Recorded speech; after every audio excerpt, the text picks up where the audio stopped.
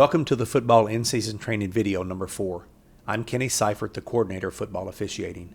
We are now past the halfway point of the season. Please stay sharp on your mechanics and clear on your interpretations of how we want plays to be officiated. Today's video topic will be personal fouls resulting from defenseless players and targeting, along with unsportsmanlike conduct. A defenseless player is a player who, because of his physical positioning and focus of concentration, is especially vulnerable to injury. Note, a player is no longer defenseless once the player's physical position and focus of concentration no longer makes the player especially vulnerable to injury. A player who initiates contact against a defenseless player is responsible for making legal contact. Rule 2:32:16 provides multiple examples of defenseless players. Remember, when in question if the player is defenseless or not, they are defenseless. Illegal contact against a defenseless player is a 15-yard personal foul. A1 in white initiates forceful contact on B35 without leading with his open hands, making this an illegal blindside block against a defenseless player. This block, commonly known as a crackback block, is not illegal if the forceful contact is initiated with open hands.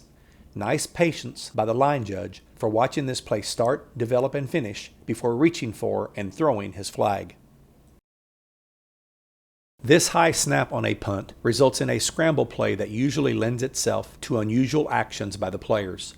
As the punter recovers the ball and runs down the right side of the field, we will see several K players swimming upstream. In particular, number 54 identifies a vulnerable defensive player and initiates forceful contact leading with his shoulder and forearm. It is imperative that all officials stay focused on their designated areas of responsibility so that we do not miss these illegal blindside blocks against defenseless players. Running at full speed. All of K's focus of concentration is on the ball carrier. It is okay for R22 in blue to make this forceful block, but it must be initiated with open hands. Unfortunately, he led with his shoulder and upper body, making this an illegal hit, which should have been penalized.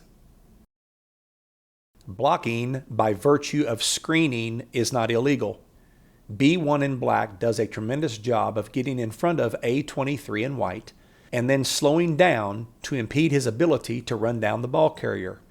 Nice execution by B1 and good flag discipline for not penalizing this action.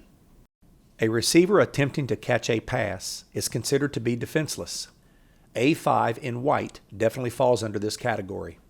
Forceful contact can be initiated against a receiver as long as it falls under one of the three following criteria.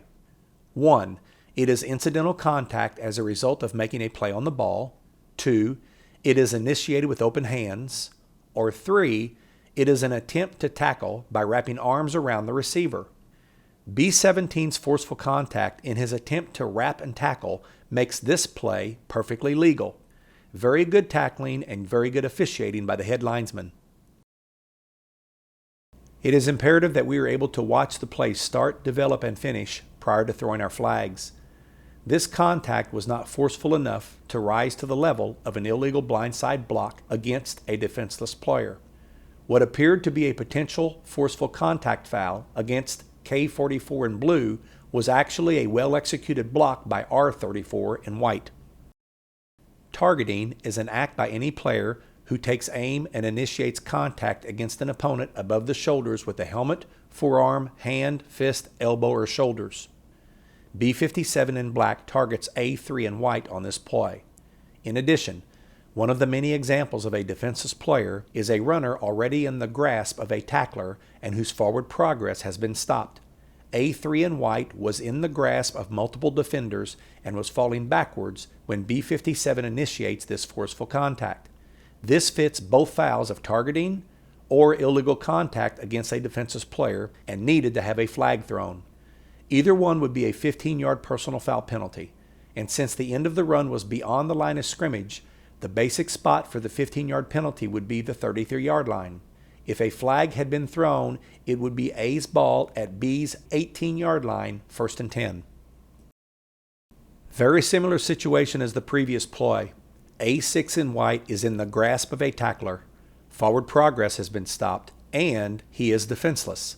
B25 in blue commits targeting by initiating contact above the shoulders, in this case with his helmet, along with initiating forceful contact against a defenseless player who is in the grasp of a tackler.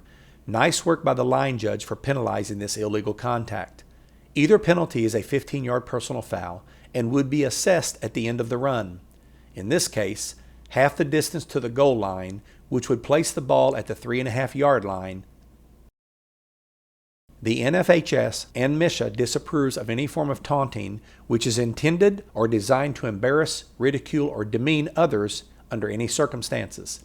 Any baiting or taunting acts which engenders ill will, or any excessive or prolonged act by which a player attempts to focus attention upon himself is considered unsportsmanlike. This action by A15 after an impressive catch and touchdown run should be penalized.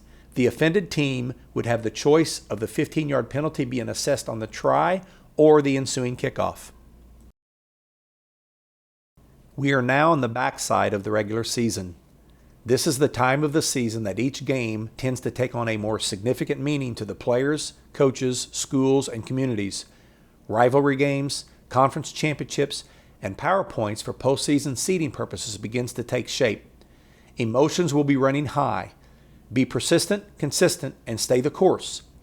Please come to each game with a fresh mind and an attitude that allows you to thrive in these moments. Enjoy the next 2 weeks of some outstanding Missouri high school football.